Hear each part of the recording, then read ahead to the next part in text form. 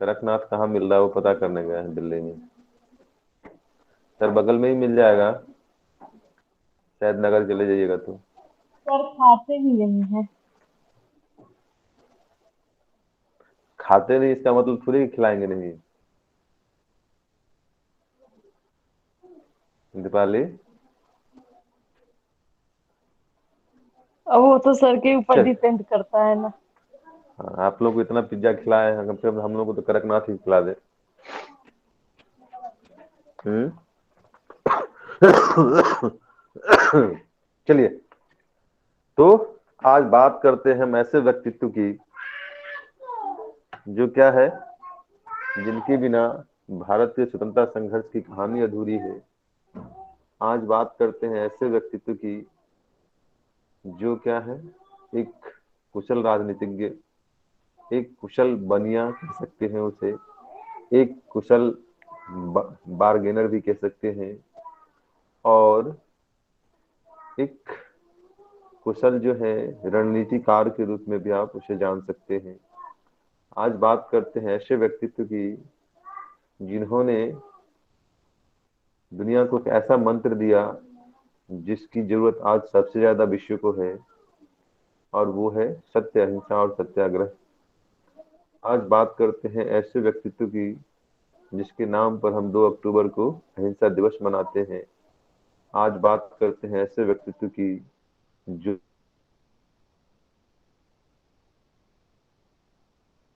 जो विश्व कुछ महान व्यक्तित्व में से गिने व्यक्तित्व की जो भारत के राष्ट्रीय आंदोलन के नायक रहे हैं, भारत के राष्ट्रीय आंदोलन के पैरोकार रहे हैं, रणनीतिकार रहे हैं।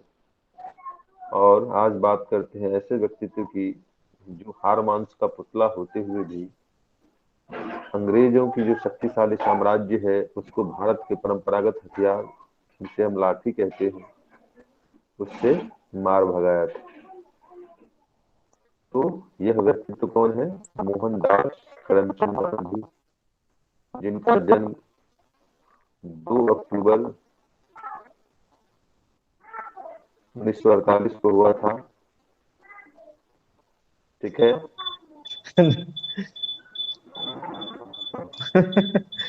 1869 1869। 1869 को हुआ था। नहीं मिस्टेक कर गया ना? नहीं सर। आज बात करते हैं ऐसे।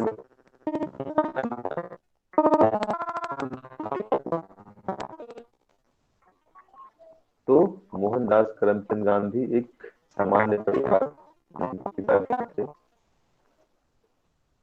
एक दीवान थे। कहाँ के दीवान थे?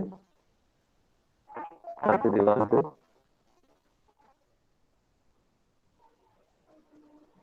राजकोट तथा बांकानेर।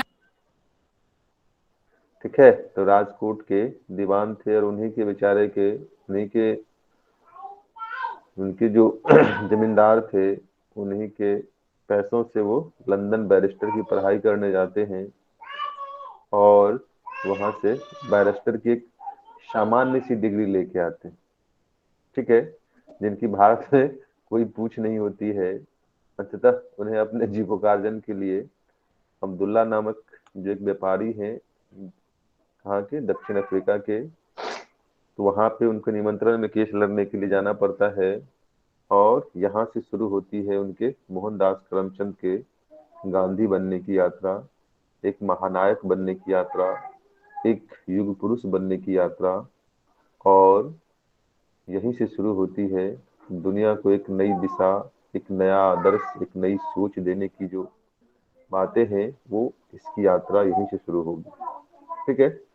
जब वो गांधी दक्षिण अफ्रीका जाएंगे, यहाँ पर उन्हें जो नस्लीय विभेद है उनका सामना करना पड़ेगा, क्योंकि वो लंदन से पढ़ के आए थे, इलीट माइंडेड क्लास के लोग हो गए थे, और फर्स्ट क्लास सीएससी में क्या करेंगे, वो सफर करेंगे।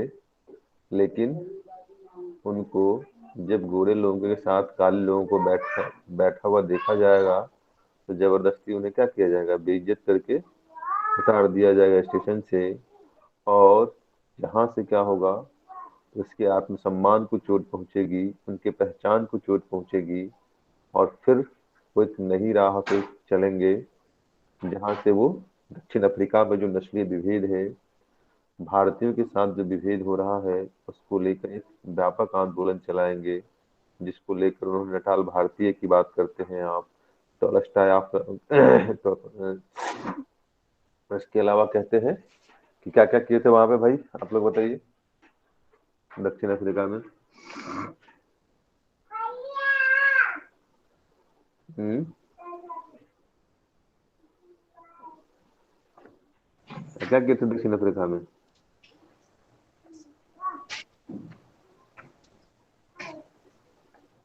सर जो रंग भेद की नीति अपनाई जा रही थी उस पे वो ठीक रंग है, भेद के तो खिलाफ। टॉलस्टॉय आश्रम की स्थापना करते हैं, फिनिक्स आश्रम की स्थापना करते हैं, और जो भारतीयों के साथ वहां पे विभेद हो रहा था, ठीक है, उसको लेकर एक व्यापक आंदोलन चलाते हैं, और अंततः सरकार को वहां पे झुकना पड़ता है, और वहां से एक विजेता के रूप में वो भारत आते हैं, और भारत आकर वो कब आते हैं? 15 जनवरी 9 जनवरी 1915 को उनका भारत आगमन होता है, और इस दिन हम लोग प्रवासी भारतीय दिवस भी मनाते हैं। और जो उनके राजनीतिक गुरु,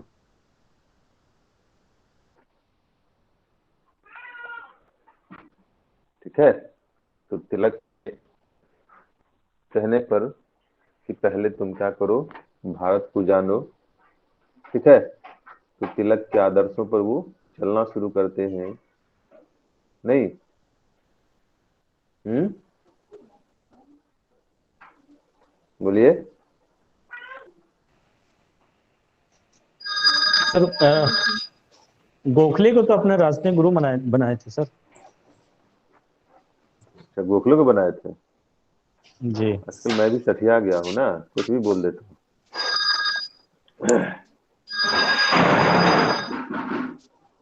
तो गोखले के राजनीतिक गुरु के आग्रह पर, अनुशंसा पर वो क्या करेंगे, भारत भ्रमण को निकलेंगे, और भारत भ्रमण के दौर में 1 साल में पूरे भारत की जो जानकारी है, जो परिचय है, वो प्राप्त करते हैं, और फिर वो एक भारतीयता की जो उनकी पहचान है उसको अपनाते हैं, और यहाँ से वो भारत की आज़ादी के पुरोधा, भारत की आज़ादी के नायक, स्वतंत्रता संघर्ष के रणनीतिकार के रूप में अपनी पहचान धीरे धीरे बनाना शुरू करते हैं।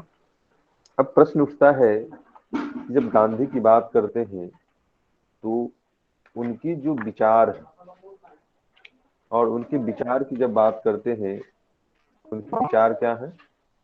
तो सत्य, अहिंसा, सत्याग्रह के जो उनके मूल्य हैं,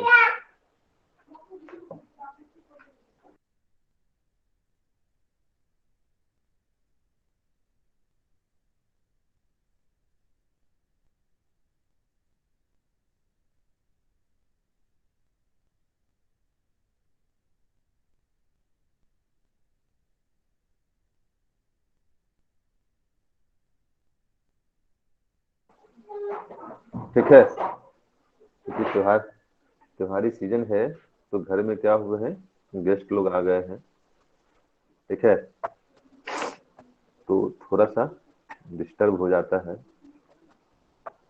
छोटे छोटे बच्चे भी हैं। तो मैं कह रहा था कि यहीं से क्या होगा कि जो उनके सत्य, अहिंसा, सत्याग्रह हैं, सत्य के साथ मेरे प्रयोग हैं, इन सबों पे आखिर प्रभाव किसका है? उनकी जो ये विचारधारा है, उनकी जो ये चिंतन है, उनकी जो ये दर्शन है, इन पे प्रभाव किन किन व्यक्तित्व का है, किन किन पुस्तकों का है, इसे भी जानना पड़ेगा। तो सबसे पहले जब प्रभाव की बात करते हैं उनके चिंतन पर, उनकी विचारधारा पर, उनके व्यक्तित्व पर, तो उसमें सर्वोपरि भगवत गीता है। भगवत गीता से, क्योंकि आपको पता है कि वो वैष्णव धर्म को मानने वाले थे, और उनका सबसे आदर्श गीत क्या है? हम्म, आदर्श गीत क्या है?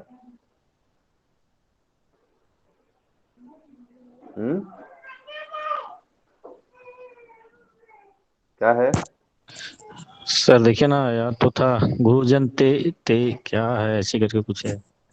वैष्णव जन तो तेने कहिए, जे पीर हाँ जी। पराई जाने रे। ठीक है। तो भगवत गीता से उन्होंने क्या सीखा? तो नैतिकता के पाठ को सीखा। भगवत गीता से ही उन्होंने नैतिक कर निरपेक्ष कर्मयोग की जो बातें हैं उनको वो यहाँ से सीखते हैं, और यहीं से वो, एक मिनट,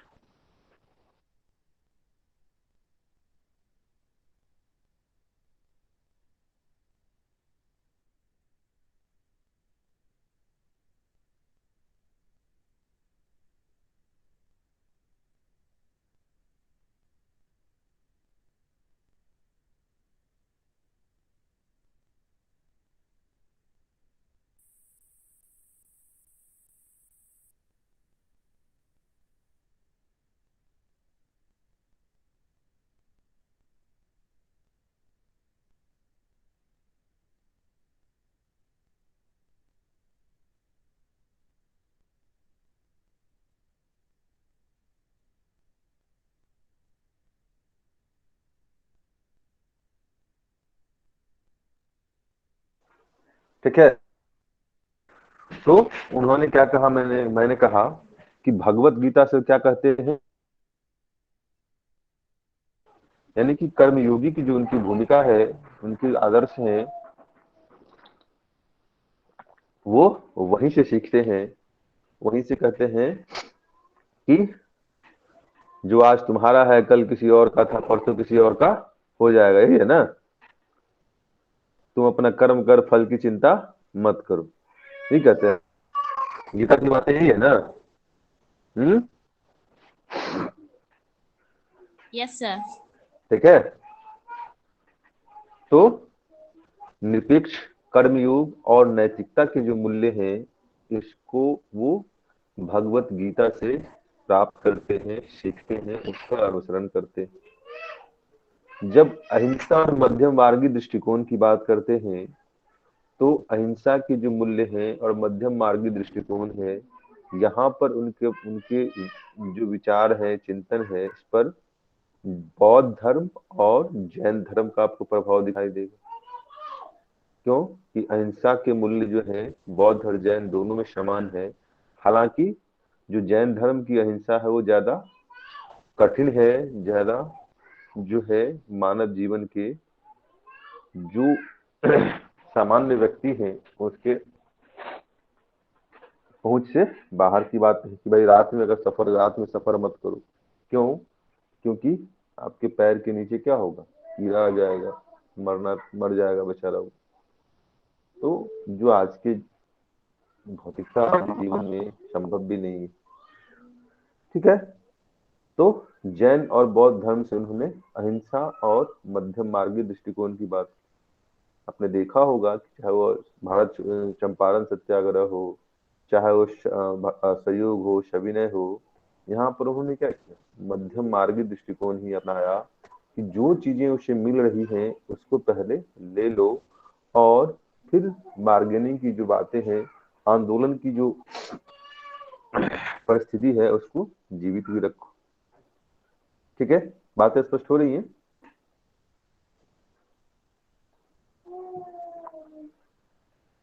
यस जी सर। सर।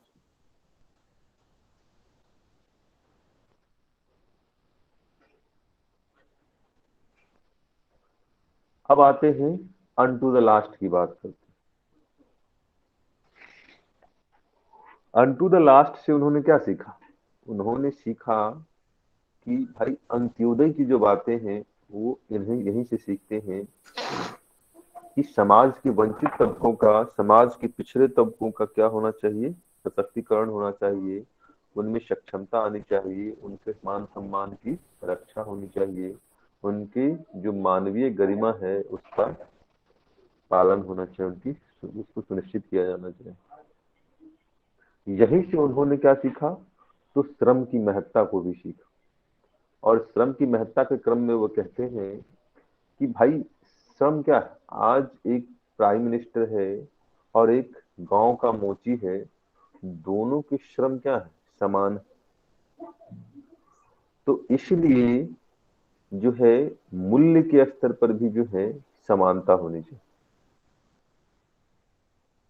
ठीक है, क्यों? क्योंकि श्रम को जब तक हम एक तराजू पे तौल के नहीं रखेंगे, तब तक जो सामाजिक विभेद है, जो वर्गीय विभेद है, जो आर्थिक असमानताएं हैं, हम उसको दूर नहीं कर सकते हैं, हम उसको मिटा नहीं सकते। इसके अलावा उन्होंने सादा जीवन उच्च विचार के जो मूल्य हैं वो भी उन्होंने टॉलस्टॉय की पुस्तक अनटू द लास्ट से ही ग्रहण किया था। अब आता है डेविड थॉरो की पुस्तक। डेविड थॉरो की पुस्तक का नाम क्या है?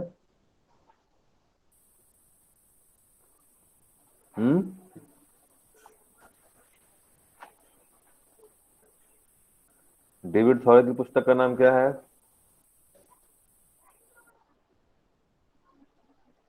On civil disobedience.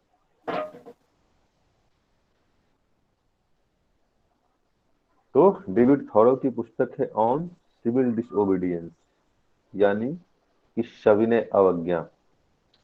तो इस पुस्तक से गांधी ने सत्याग्रह के मूल्य को ग्रहण किया, सीखा, समझा। इसी पुस्तक से उन्होंने सविनय अवज्ञा की जो मूल्य है, जो रणनीति है, उसको उन्होंने सीखा और उसे अपनाया, जो कालांतर के गांधीवादी आंदोलन के, भारतीय राष्ट्रीय आंदोलन का क्या होगा, मूल अस्त्र होगा, अचूक अस्त्र होगा। अब आती है टॉलस्टॉय की पुस्तक, the kingdom of God is within us. तो the kingdom of God within God is within us किसकी पुस्तक है? तो टॉलस्टॉय की पुस्तक। और यहां से उन्होंने क्या सीखा? साधन और साध्य की पवित्रता की बात। साधन और साध्य की पवित्रता को उन्होंने यहीं से सीखा। यहीं से उसने अहिंसात्मक उपाय था, जो शोषण पर आधारित आधुनिक सभ्यता है, उसकी निंदा को लेकर जो उनके विचार हैं, उन सबू को उन्होंने द किंगडम ऑफ गॉड से ही ग्रहण किया था, वहीं से उन्होंने उसे अपनाया। और साधन और साध्य की पवित्रता की जब बात करते हैं तो आज का प्रत्यक्ष उदाहरण कहाँ है? तो इसका प्रत्यक्ष उदाहरण है असहयोग आंदोलन। और असहयोग आंदोलन में देखेंगे कि उन्होंने क्या कहा कि भाई जो यह असहयोग आंदोलन है वो अहिंसात्मक आंदोलन है। यानी कि साधन क्या है? साधन है असहयोग आंदोलन जो अहिंसात्मक है, और साध्य क्या है? तो साध्य है 1 वर्ष के भीतर हमें स्वराज की प्राप्ति करनी। तो इस कहा गया कि जो साध्य हमारा, जिसको हम स्वराज कहते हैं, उसकी अगर प्राप्ति करनी है तो उसके लिए साधन क्या होने चाहिए? पवित्र होने चाहिए। और आप इसको लेकर देखेंगे कि जैसे ही गोरखपुर में चौरी चौरा की घटना होगी, गांधी क्या करेंगे? गांधी कहेंगे कि भाई यह जो साधन और साध्य की पवित्रता की जो हमारे मूल्य हैं, हमारा आदर्श है, यह घटना उसकी बिल्कुल विपरीत है, और यह कालांतर के आने वाले आंदोलन के लिए क्या करेगा? एक गलत उदाहरण पेश करेगा। और इस कारण से वो क्या करते हैं? तो आंदोलन को वापस ले लेते हैं। ठीक है, बातें स्पष्ट हो रही हैं?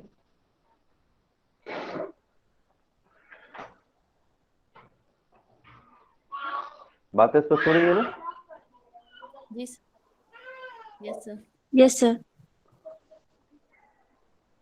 Yes sir. कोई कंफ्यूजन तो नहीं है यहाँ तक किन्हीं को? कोई कंफ्यूजन तो नहीं है? No sir.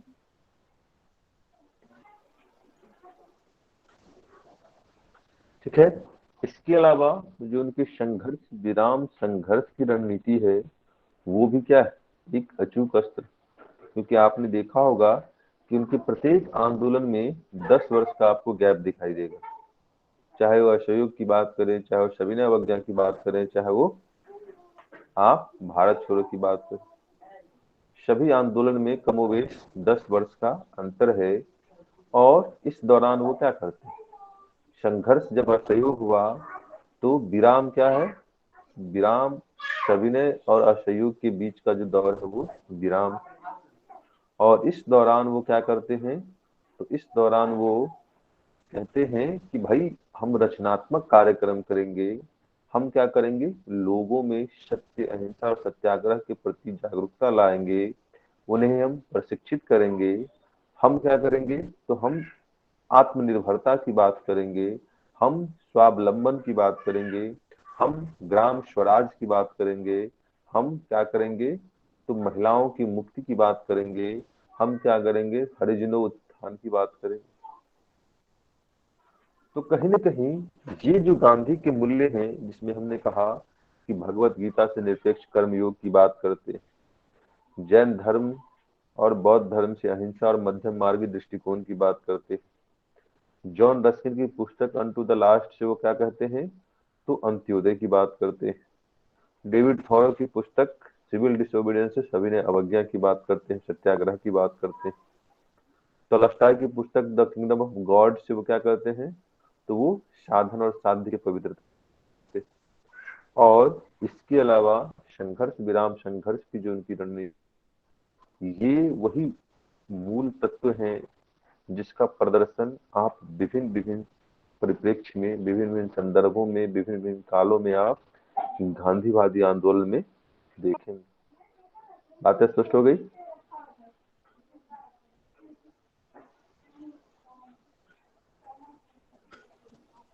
जी सर। चलिए अब बात करते हैं गांधी की जो विभिन्न विचार, और विचार उनके क्या है, उनके विचार हैं सत्याग्रह संबंधी, उनके विचार क्या है। जब विचारों की बात करते हैं तो उनके जाति और धर्म संबंधी क्या विचार हैं। जब विचार की बात करते हैं तो हम बात करते हैं कि उनके जो गांधी के स्वराज है, जिसमें हम ग्राम स्वराज की बात करते हैं, जिसमें हम राम राज्य की बात करते हैं, वो कैसा है। हम जब गांधी के विचार की बात करते हैं, इसमें हम सामाजिक सांस्कृतिक विचार उसके कैसे। और जब हम बात करते हैं गांधी की, तो गांधी की बात करते हैं तो उसमें बात करते हैं कि उनकी शिक्षा संबंधी विचार क्या है, और शिक्षा संबंधी विचार जो है वर्तमान परिप्रेक्ष्य में कितना उपयोगी है, या जो वर्तमान की जो नई शिक्षा नीति है उसमें उनके साथ जो निरंतरता के तत्व हैं, या कहते हैं कि समानता और असमानता के तत्व हैं, वो क्या है। तो इन्हीं संदर्भों में हम उनकी जो विभिन्न विचार हैं उसको जानने की कोशिश करेंगे, और अंततः जो है उनके जो व्यक्तित्व के जो महत्वपूर्ण पक्ष हैं, उनके चिंतन के जो महत्वपूर्ण पक्ष हैं, उसको जानकर अपने एग्जाम के पॉइंट ऑफ व्यू से तैयार हो जाएंगे। बात स्पष्ट हुई?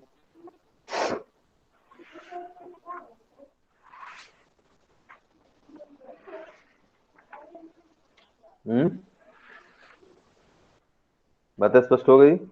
Yes sir. जी सर। चलिए देखिए गांधी से क्या क्या क्वेश्चन पूछा है।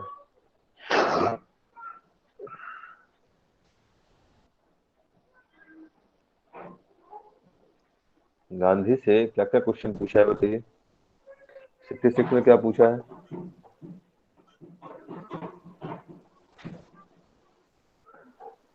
66 में क्या पूछा है गांधी से?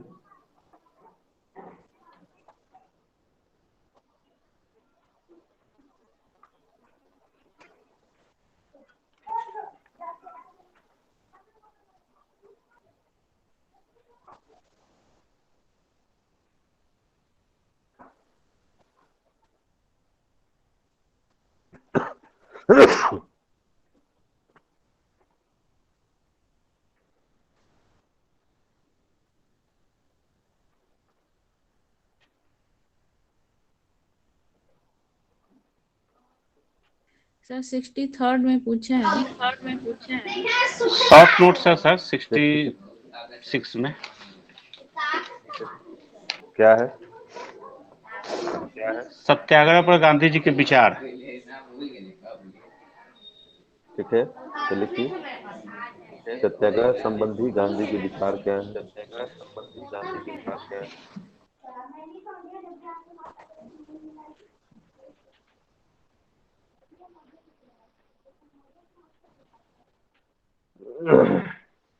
और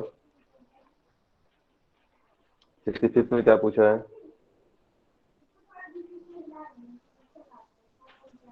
65 में क्या पूछा है?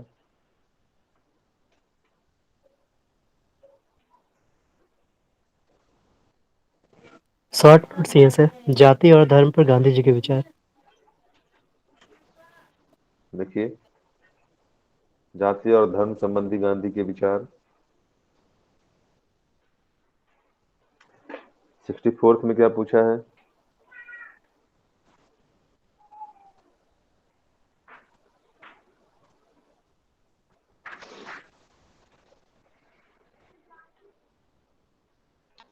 सिक्सटी फोर्थ में क्या पूछा है?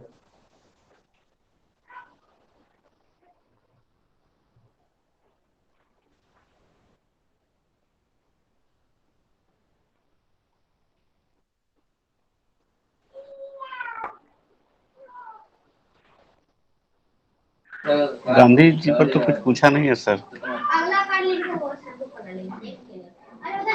64th में नहीं पूछा है? नहीं सर। चलिए नेहरू और 64th में नहीं धर्मनिरपेक्षता। पूछा, 63rd में बताइए। 63rd में बताइए। सर 63rd में गांधी जी के सामाजिक एवं सांस्कृतिक विचारों की महत्ता का वर्णन कीजिए। लिखिए गांधी जी के सामाजिक एवं सांस्कृतिक विचारों। गांधी के सामाजिक एवं सांस्कृतिक विचार।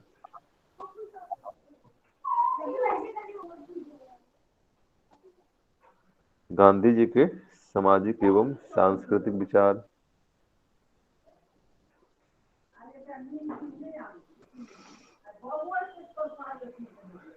नेक्स्ट 62 में क्या पूछा है?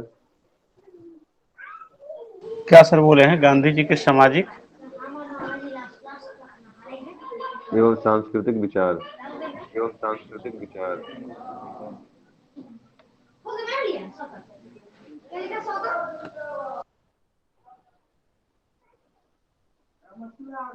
नेक्स्ट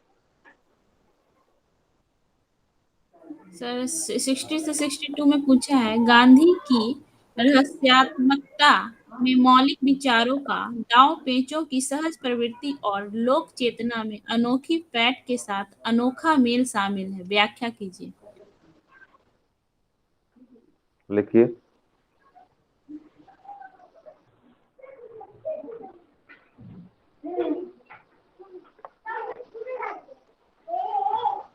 गांधी जी राष्ट्रात्मक विचारों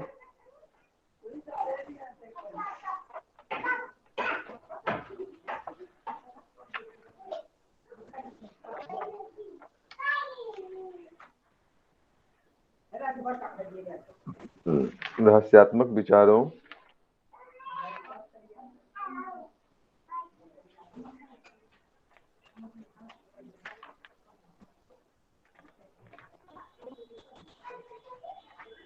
और क्या है? गांधी जी की रहस्यात्मकता में मौलिक विचारों रहस्यात्मकता का में गांधी जी की रहस्यात्मकता में मौलिक विचारों का गांधी जी की रहस्यात्मकता में मौलिक विचारों का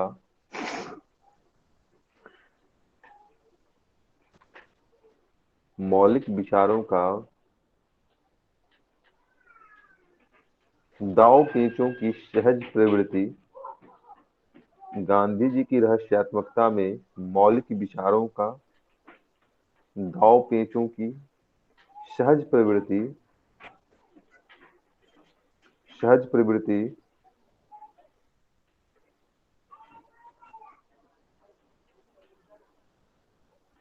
सहज प्रवृत्ति और लोक चेतना के पैठ के साथ अनोखा मेल शामिल है। और लोक चेतना में पैठ के साथ अनोखा मेल शामिल है।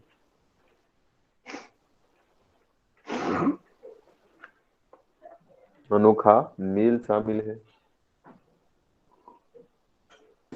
ये लगता है सर किसी का कथन है ये मेंस का क्वेश्चन, ऑप्शनल का क्वेश्चन है। ठीक है, लोक चेतना में पैठ के साथ अनोखा मेल शामिल है, व्याख्या कीजिए। तो उनके मौलिक विचार क्या है? उनके मौलिक विचार है साध्य और साधन की पवित्रता है। मौलिक विचार क्या है? सत्य, अहिंसा, सत्याग्रह है। मौलिक विचार क्या है उनके? संघर्ष विराम संघर्ष, यही है ना मौलिक विचार उनके। उनके जी मौलिक सर। विचार क्या है? अंत्योदय, बस इसी सबको लिखना है वहां पर। और दांव पेचों की सहज प्रवृत्ति, तो दांव पेचों की सहज प्रवृत्ति में तो पता ही है आप लोगों को। और लोक चेतना में पैठ, क्योंकि वो बात ही क्या करते हैं, वो बात करते हैं रचनात्मक कार्यक्रम की। वो बात करते हैं ऐसे मुद्दों की जो क्या हो, आम जीवन से जुड़ा हुआ। वो बात करते हैं हरिजनोत्थान की। वो बात करते हैं, उनका जो व्यक्तित्व है क्या है, एक संत छवि की बात करते हैं। यही सब होगा ना।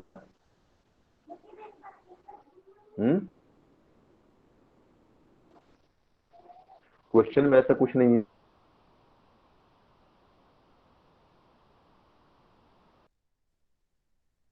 अगर क्वेश्चन में कोई जान नहीं है,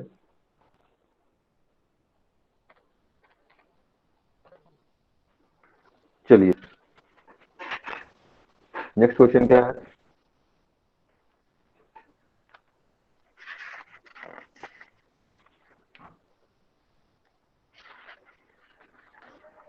उनकी भूमिका का विश्लेषण कीजिए।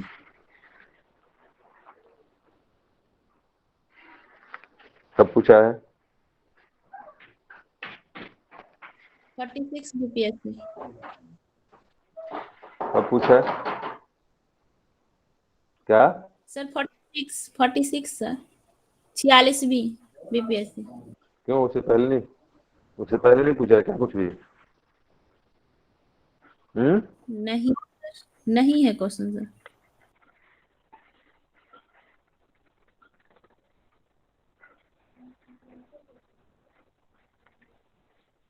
उससे बाद है ही नहीं।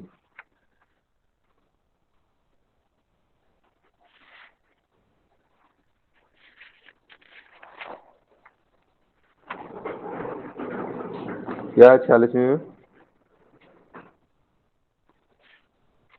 बिहार के जन आंदोलन में गांधी जी की भूमिका का विश्लेषण कीजिए। जन आंदोलन में गांधी की भूमिका,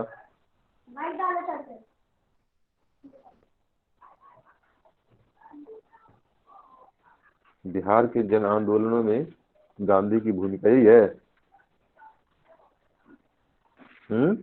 जी सर।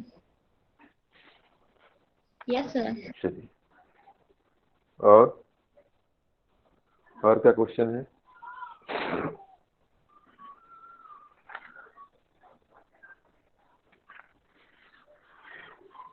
और क्वेश्चन तो नहीं है, और क्वेश्चन तो नहीं दिख रहा है। नहीं सर। और कोई क्वेश्चन है गांधी से?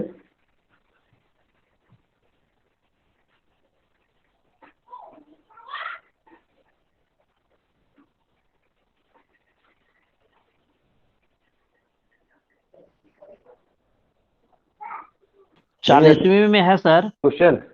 40 बोलिए। 40 में है, 40वीं में है, देखिए, स्वदेशी पर जोर देकर गांधी जी कौन सा संदेश क्या देना है? चाहते थे? 40वीं में है, स्वदेशी पर जोर देखिए, देकर गांधी जी कौन सा स्वदेशी पर संदेश जोर देना देकर चाहते थे? गांधी, लिखिए, स्वदेशी पर जोर देकर गांधी कौन सा संदेश देना चाहते थे?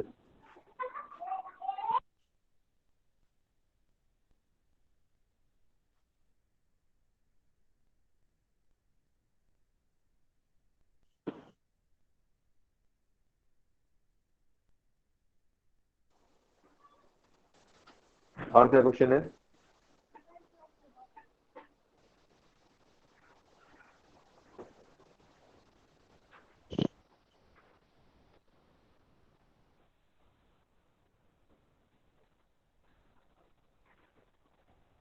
बताइए। एक तो और तो सर, वर्ण जाति व्यवस्था पर गांधी के विचारों का आलोचनात्मक मूल्यांकन करे लिखिए। अस्पृश्यता के विरुद्ध वर्ण एवं जाति सक्रियता संबंधी विचारों पर, सक्रियता लिखिए, वर्ण एवं जाति संबंधी, गांधी के वर्ण एवं जाति संबंधी विचारों का आलोचनात्मक मूल्यांकन कीजिए।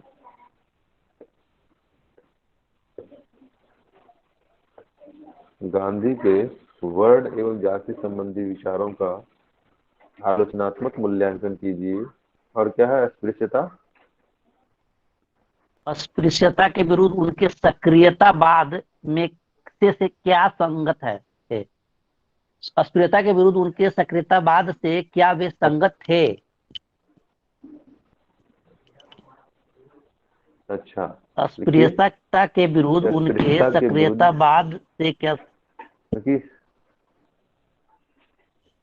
देखिए, अस्पृश्यता के विरुद्ध उनके सक्रियतावाद क्या असंगत थे? यही है ना? संगत थे सर, संगत थे। क्या वे संगत थे? या संगत थे? संगत संगत थे। अंतर्निहित थे। क्या वे संगत थे? संगत का मतलब क्या होगा? हाँ, समझ गए। मतलब पक्ष संगत का में, मतलब होता है अंतर्निहित होना। संगत का मतलब होता है उसमें समाहित होना। संगत का मतलब होता है कि शामिल उसके होना। अनुकूल होना, जो उनके विचार है। ठीक है, तो ये चीजें। और कोई प्रश्न है?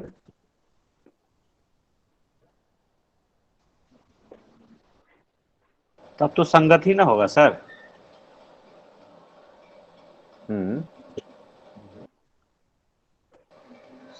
असंगत का मतलब हो गया नहीं होना, संगत का मतलब हो गया होना। हाँ, ठीक है, चलिए, सभी लोगों ने प्रश्न लिख लिया? ये लास्ट वाला सर किस ईयर आया था?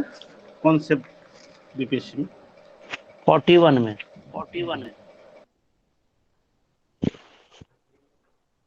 41 बीपीएससी।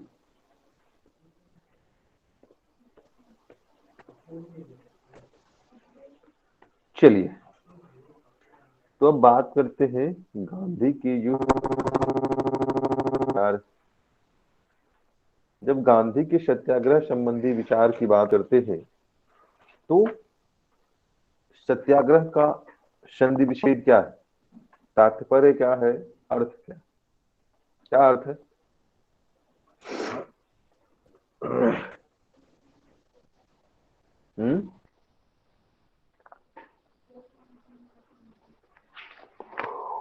सत्य के साथ अनुरोध।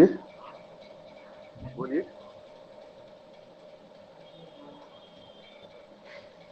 तो सत्याग्रह का जो मतलब होता है सत्य के प्रति आग्रह, जिसको अगर अनेक शब्दों के एक शब्द की बात करें तो वो हो जाता है सत्याग्रह। अर्थात कि सत्य के प्रति क्या करना है? अडिग रहना। और इस अडिगता में क्या होना चाहिए? अहिंसात्मकता होनी चाहिए। इस अडिगता में क्या होनी चाहिए? तो अन्याय के विरुद्ध खड़े होने की, अन्याय के विरुद्ध लड़ने की, अन्याय के विरोध में का विरोध करने की क्षमता होनी चाहिए। तो गांधी की जब सिद्धांत की बात करते हैं, चिंतन की बात करते हैं, विचारों की बात करते हैं, तो सत्याग्रह जो है वो उनका एक महत्वपूर्ण विचार देन है भारतीय राष्ट्रीय आंदोलन का। भारतीय राष्ट्रीय आंदोलन के साथ साथ ही वैश्विक राजनीतिक परिप्रेक्ष्य में सत्याग्रह जो है वो महत्वपूर्ण देन। और इसका उदाहरण आप देखते हैं कि वर्तमान का जो किसान आंदोलन चल रहा है, जिसमें आप क्या देख रहे हैं कि किसान अपने आप को कष्ट दे रहे हैं कि बरसात, धूप, ठंड, तूफान, ओलावृष्टि, जितनी भी चीजें हैं, सबों से अपने आप को झेल कर सरकार के जो नुमाइंदे हैं उनकी हृदय परिवर्तन की बात कर रहे हैं। यानी वो कहते हैं कि मैं, गांधी कहते हैं कि सत्याग्रह का मतलब क्या है? पाप से घृणा करो, पापियों से नहीं। अर्थात कि अगर तुम्हें कोई एक थप्पड़ मारता है तो तुम क्या करो, दूसरा गाल भी आगे बढ़ा दो। क्यों? क्योंकि इससे सामने वाले को हृदय परिवर्तन की बड़ी घटनाएं आप देखेंगे। इससे आप उनमें आत्मग्लानि की भावना देखेंगे। और इसका प्रत्यक्ष उदाहरण कहाँ दिखता है? तो लगे रहो मुन्ना भाई में। नहीं दिखता है ना? जहाँ पे जो कौन थे, बोमन ईरानी है, बोमन ईरानी जब जो ओल्ड एज होम है उस पर कब्जा करने की कोशिश करता है, तो बदले में वहां पे सत्याग्रह आप देखेंगे कि तमाम तरह की हिंसात्मक गतिविधियों को होने के बावजूद भी वो उन पर किसी तरह की हिंसात्मक गतिविधियां नहीं अपनाते, उन्हें फूल देते हैं।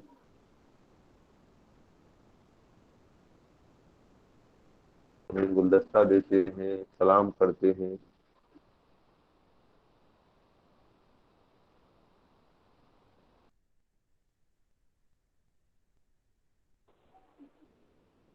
उससे वो परेशान हो चुका था। जब संजय दत्त से वो बात करता है तो क्या कहता है कि तुम क्या करो, उसको खुद से साफ कर दिया करो उसके सामने। और 3-4 दिन की परिघटनाओं के बाद क्या होता है, अंततः यह जो थूकने की प्रक्रिया है वो रुक जाती है। और यहीं पर वो जो थूकने की बातें हैं, जब नीचे जिसके गेट के आगे वो थूकता था, अगर वो वहां पर हिंसात्मक रूप ले लेता, पिस्टल निकाल के आता और सामने वाले को ठोक देता, तो कहीं ना कहीं इससे क्या होता, हिंसात्मक परिघटनाएं बढ़ती ना, उसका हृदय परिवर्तन नहीं होता। कहीं ना कहीं हिंसा प्रतिहिंसा की जो दौर है वो शुरू हो जाती। बातें समझ रहे हैं?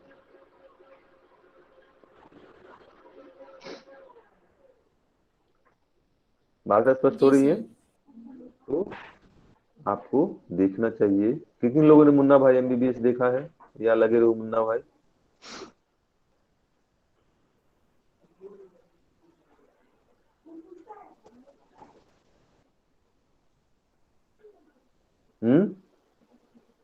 लगे रहो मुन्ना भाई मूवी किन लोगों ने देखा है?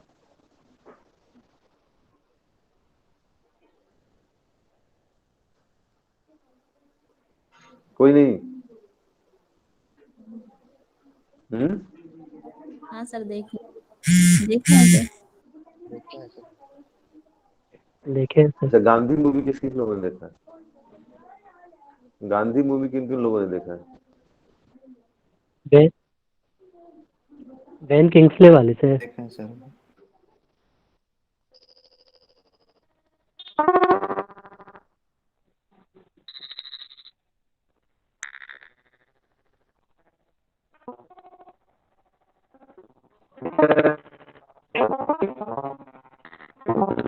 देखिए, अगर देख लिए हैं तो दोबारा देख लीजिए।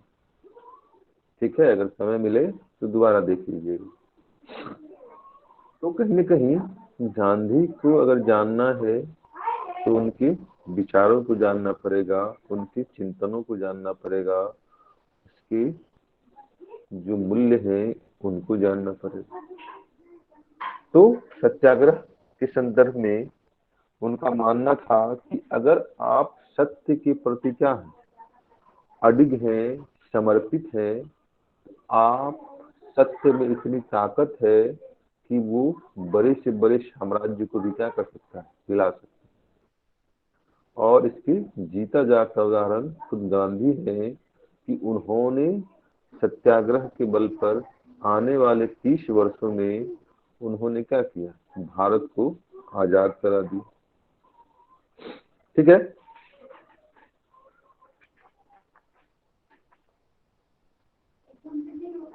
तो सत्याग्रह में जो कुछ मूलभूत चीजें हैं वो भी हमें जानना पड़ेगा। तो सत्याग्रह के मूलभूत तत्व क्या है? तो अहिंसा। और अहिंसा के संदर्भ में हमने आपसे कहा कि इस आदर्श को उन्होंने कहाँ से सीखा है या अपनाया है? तो बौद्ध और जैन धर्म। और इस आदर्शवादी विचार को अगर जमीनी धरातल पर किसी ने अगर उतारा तो उसमें गांधी का नाम सर्वोपरि है। गांधी एकमात्र व्यक्तित्व हैं जिन्होंने इस अहिंसा संबंधी विचार को व्यवहारिक धरातल पर उतारा और उसका प्रयोग बड़े पैमाने पर राष्ट्रीय आंदोलन में अपने रणनीति के कार्यक्रम में संदर्भ में आप इसे देखेंगे। ठीक है। इसके अलावा देखिए, तो वो कहते हैं कि भाई सत्याग्रह क्या है? तो सत्याग्रह जो है सत्य की एक अवधारणा है। सत्य के प्रति आस्था है, विश्वास है, समर्पण। क्यों?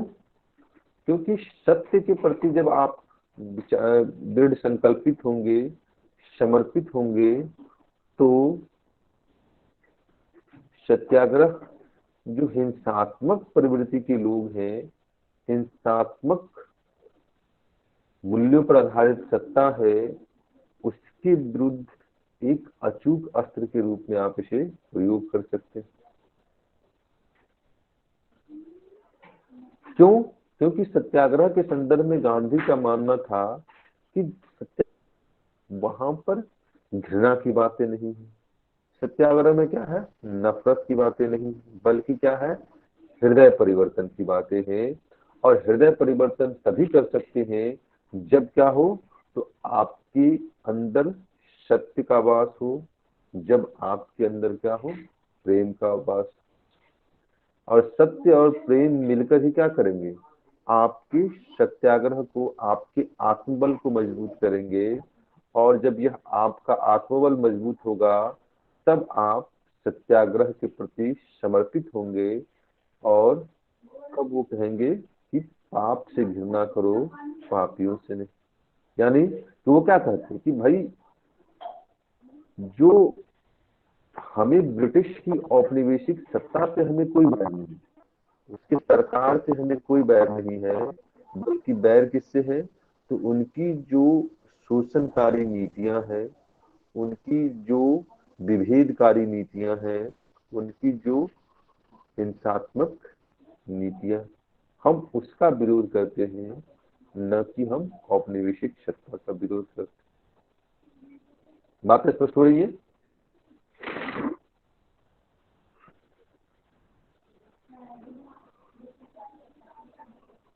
यस।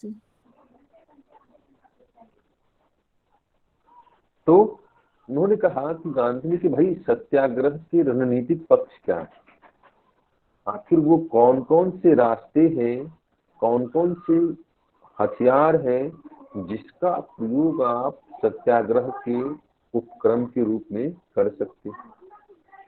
तो उन्होंने कहा कि भाई सत्याग्रह को अगर आपको बनाए रखना है तो आप क्या करिए? असहयोग कीजिए। आपको अगर सत्याग्रह को बनाए रखना है, बचाए रखना है, तो आप क्या कीजिए? सविनय अवज्ञा कीजिए। आपको अगर सत्याग्रह करना है तो आप क्या कीजिए? हड़ताल कीजिए।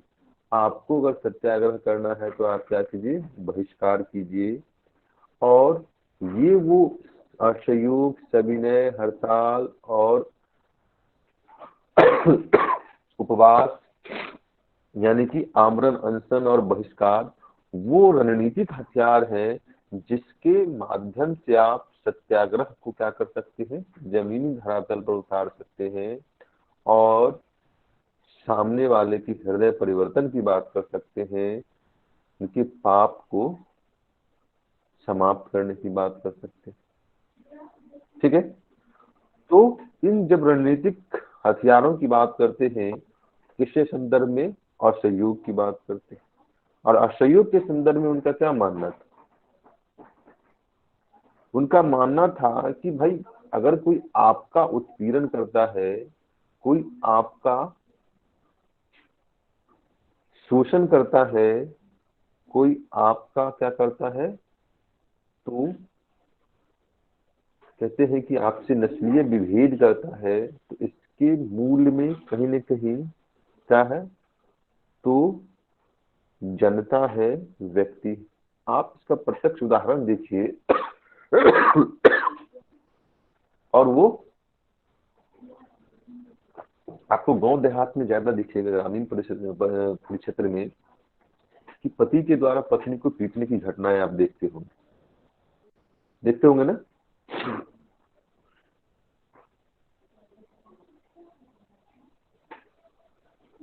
बोलिए। हाँ सर, जो भी ग्रामीण क्षेत्र के लोग हैं उन्होंने देखा ग्रामीण क्षेत्र के लोग, और वहां पे जब समाज के लोग हस्तक्षेप करने जाते हैं तो वहां पर क्या बोला जाता है, वहां पर बोला जाता है कि भाई ये पति पत्नी के बीच का मामला है, आप इसके बीच में क्यों पड़ते, यही बोला जाता है ना। हाँ सर। इसका मतलब क्या है कि कहीं न कहीं पत्नी यह मानकर चलती है कि पति को उन्हें पीटने का अधिकार है, उन्हें जो है उत्पीड़ित करने का अधिकार। वहीं पर अगर वो उनका प्रतिरोध करेंगी तो कहीं न कहीं ये परिघटनाएं क्या होंगी, आपको कम होती हुई दिखाई देंगी। तो उनका कहने का मतलब था कि जब तक आप ऊपर अत्याचार को सहन नहीं कर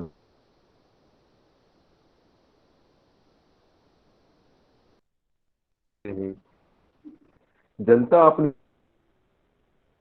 है, सामने वाला कितना भी मजबूत व्यक्ति क्यों न हो, कितना भी सक्षम व्यक्ति क्यों न हो, वो आपका उत्पीड़न करेगा, आपका शोषण करेगा, आपको आपके साथ विभेद करेगा। तो वो कहते हैं कि हमें क्या करना चाहिए, तो ऐसी परिस्थिति में हमें सरकार की जो ये शोषणकारी नीति है, सरकार की जो उत्पीड़ित नीतियां हैं, हमें उसके प्रति असहयोग करना चाहिए। तो असहयोग करने के क्रम में क्या करेंगे, वो कहेंगे कि भाई हम क्या, तो भू लगान जो शोषणकारी व्यवस्था में क्या है कि जो अत्यधिक भू लगान है उसे हमें देने से बचना चाहिए। हमें क्या करना चाहिए, तो सरकार अगर हमारे साथ नस्लीय विभेद कर रही है तो हमें क्या करना चाहिए, कार्य को बंद कर देना चाहिए। हमें क्या करना चाहिए, तो इस शोषणकारी व्यवस्था का, इस शोषण मूलक संस्थाओं का क्या करना चाहिए, बहिष्कार करना चाहिए। हमें क्या करना चाहिए, तो हमें जो है धरना प्रदर्शन करना चाहिए, जिसमें वो देखेंगे कि आप कि गांधी के असहयोग हो, सविनय हो, वहां पर आप क्या देखते हैं, इन चीजों को देख कि जहां भी विदेशी वस्त्रों की बातें होती थी वहां पर महिलाएं क्या करती थी, मद्य निषेध को लेकर, विदेशी वस्त्रों के बहिष्कार को लेकर धरना प्रदर्शन करती थी। स्वदेशी को आगे बढ़ाया जाता था, खादी पर बल दिया जाता था, ठीक है। और इसके अलावा जो भी व्यक्ति हैं वो क्या करते हैं, सरकार की नीतियों का, सरकार के कानूनों का, सरकार की संस्थाओं का, सरकार के जो जितने भी क्या है कहते हैं कि व्यक्ति हैं वो उसका विरोध करते थे, उसके प्रति उसका बहिष्कार करते थे। बात स्पष्ट हुई।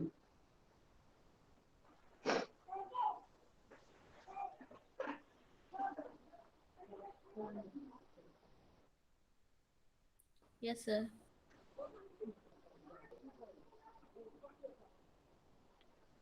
दूसरा कहते हैं कि भाई सत्याग्रह का जो रणनीतिक उपक्रम है वो क्या है, हड़ताल।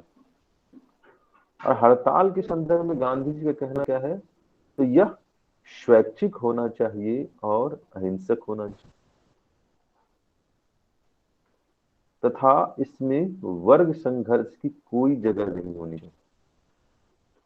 और जब आप देखेंगे कि अहमदाबाद मिल मजदूर के आंदोलन को लेकर जब वो क्या करते हैं, हड़ताल का आयोजन करते हैं, तो वो क्या करते हैं कि वो ट्रस्टीशिप का सिद्धांत देते हैं, जिसके माध्यम से क्या होता है, तो हड़ताल के क्रम में जो जनता है, जो मजदूर हैं, वो काम करना बंद कर देते हैं।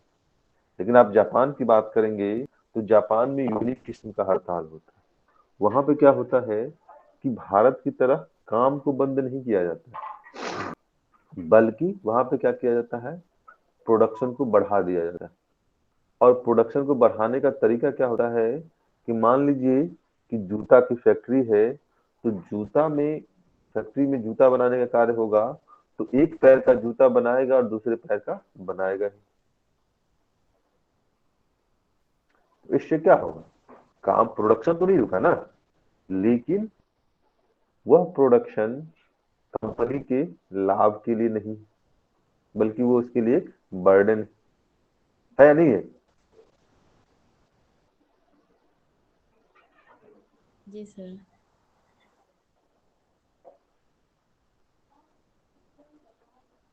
तो वहां पर कंपनी का जो मालिक है वो क्या होता है, तुरंत सचेत हो जाता है और तुरंत मजदूर संघों से बात करना शुरू कर देता है। ठीक है। तो गांधी कहते हैं कि हड़ताल क्या होना चाहिए, स्वैच्छिक और अहिंसक, तथा इसमें वर्ग संघर्ष का कोई जगह नहीं होना चाहिए। यानी कि जो भी समस्याएं हैं उसको जो मजदूर हैं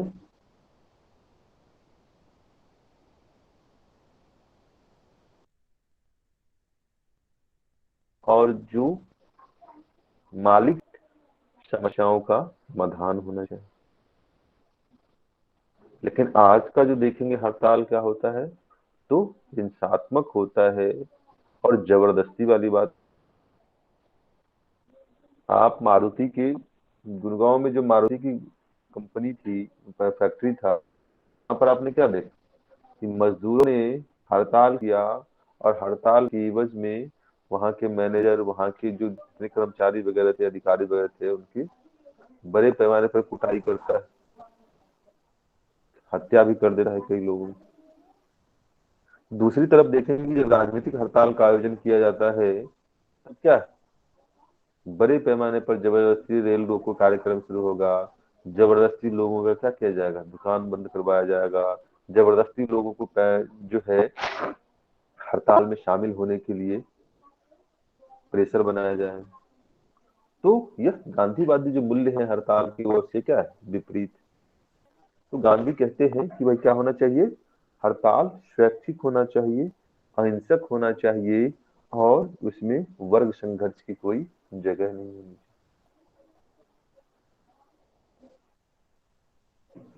फिर कहते हैं कि भाई सत्याग्रह का जो अगला प्रक्रम है वो क्या है, सविनय अवज्ञा। और सविनय अवज्ञा जो है वो असहयोग का ही नेक्स्ट वर्जन। जैसे कि औद्योगिक क्रांति की बात करते हैं तो पहले औद्योगिक क्रांति 1 आया, फिर 2 आया, फिर 3 आया, और आज क्या कर रहे हैं हम लोग, औद्योगिक क्रांति 4 की बात कर रहे हैं, इंडस्ट्रियल रिवॉल्यूशन 4.0 की बात कर रहे हैं। तो उसी तरीके से गांधी के जब आंदोलन की बात करते हैं तो फर्स्ट वर्जन क्या था, असहयोग था, सेकंड वर्जन क्या था, सविनय अवज्ञा था, और थर्ड वर्जन क्या था, भारत छोड़ो। मतलब क्या है कि सविनय अवज्ञा क्या था, असहयोग का ही एक नेक्स्ट वर्जन था, जहां पर गांधी क्या करते हैं, तो अवहेलना करते, किसकी, तो शोषण मूलक व्यवस्था की, शोषण मूलक कानून की। और वो कहते हैं कि यह जो सविनय अवज्ञा है वो क्या होना चाहिए, तो रक्तहीन क्रांति का, और जो कहते हैं कि प्रभावशाली क्रांति का एक प्रभावशाली उपक्रम, जिसके माध्यम से आप शोषण मूलक कानून का क्या करते हैं, विरोध करते हैं, विभेदकारी कानून का विरोध करते हैं और उसको तोड़ते, कि भाई ये कानून क्या मेरे हित में नहीं है, मेरे अनुकूल नहीं है, तो मैं क्या करूंगा, इसे मानने से क्या करता हूँ, परहेज करता हूँ और इसको तोड़ने के लिए तैयार। यानी कि सत्ता को हमें क्या करना है, मजबूर करना है कि वो हमारे मनोनुकूल, हमारे हितों के अनुकूल क्या करे, नीतियों का निर्माण, कानूनों का निर्माण करे। बात स्पष्ट हो रही है?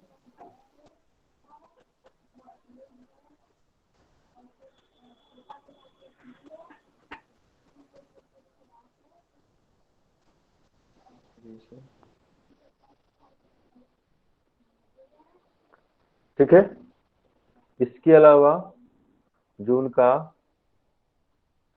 सत्याग्रह के संदर्भ में जो सर्वोच्च शक्ति है वो क्या है, आमरण अनशन, उपवास, जिसके माध्यम से वो क्या करते हैं, तो कहते हैं कि इसके माध्यम से आप खुद को कष्ट देकर सामने वाले का नैतिक परिवर्तन करने की कोशिश करते हैं, सामने वाले का हृदय परिवर्तन करने की कोशिश करते हैं, और इसको लेकर आप अपने शारीरिक और मानसिक कष्ट सहने के लिए भी तैयार हो।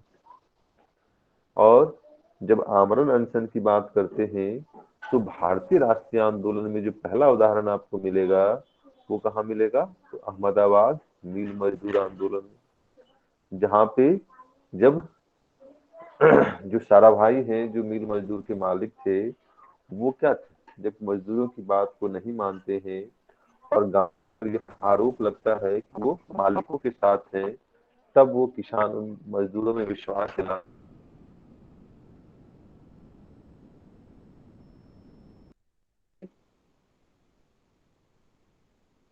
ये आमरण अनशन कर। सभी ने असहयोग आंदोलन के बाद जब चौरी चौरा की घटना होती है, उसके बाद भी वो क्या करते हैं, आमरण अनशन करते हैं, उपवास करते हैं। जब सविनय अवज्ञा होगा और सांप्रदायिक पंचायत आएगा, इसके विरोध में भी वो क्या करेंगे, सविनय आमरण अनशन करेंगे। जब आएगा और सरकार बड़े पैमाने पर दमनात्मक कार्रवाई करेगी, तब भी वो क्या करेंगे, आमरण अनशन करेंगे। तो कहीं न कहीं गांधी इस आमरण अनशन के माध्यम से सामने वाले पर नैतिक दबाव बनाने की कोशिश करते हैं और उनको हृदय परिवर्तन की बात करते हैं। फिर बहिष्कार के संदर्भ में देखिए, तो बहिष्कार के संदर्भ में कहना है कि जब किसी भी व्यवस्था को, किसी भी सत्ता को हमें चुनौती देनी है, तो हमें क्या करना होगा, उनकी जो मजबूत पक्ष हैं उसको हमें कमजोर करना होगा। और इसी क्रम में देखेंगे कि जब आर्थिक स्तर पर ब्रिटिश सत्ता को कमजोर करना होता है, तो बड़े पैमाने पर वो क्या करते हैं, विदेशी वस्त्रों के बहिष्कार की बात करते हैं, बड़े पैमाने पर वो जो है विदेशी शराबों के बहिष्कार की बात करते हैं, और इसके विकल्प के रूप में खादी की बात करते हैं। यानी कि इसके माध्यम से क्या, जो आर्थिक स्तर पर जब ब्रिटिश कमजोर होगा, भारत उसके लिए लाभकारी नहीं रहेगा, वो मजबूरन भारत को आजाद करने के लिए क्या होगा, विवश हो जाएगा। बातें स्पष्ट हो रही हैं?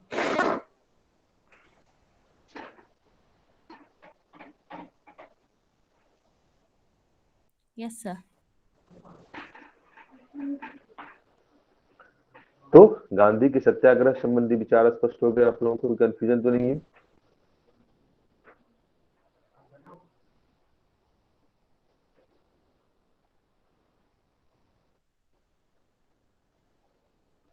Yes sir.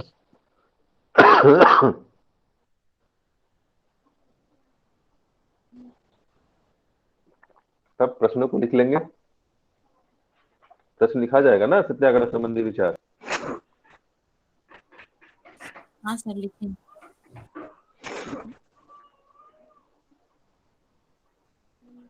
चलिए, कोई कंफ्यूजन तो नहीं है ना?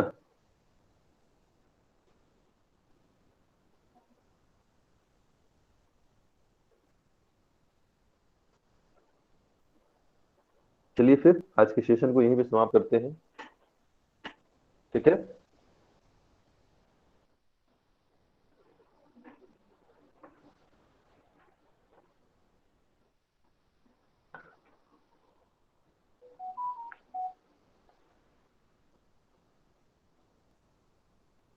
Okay, good night.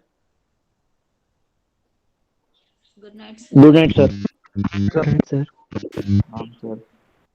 Good night sir. प्रणाम सर। खुश रहिए, सभी एसडीएम बनिए।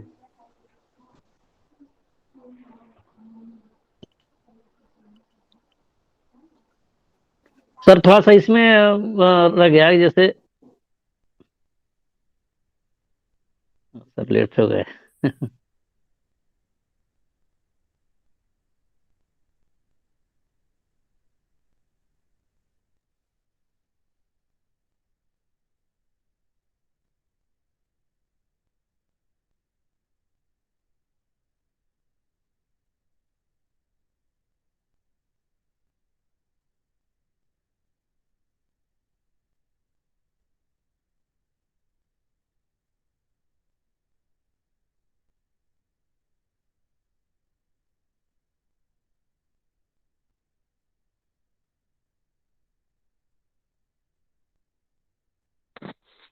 प्रणाम सर।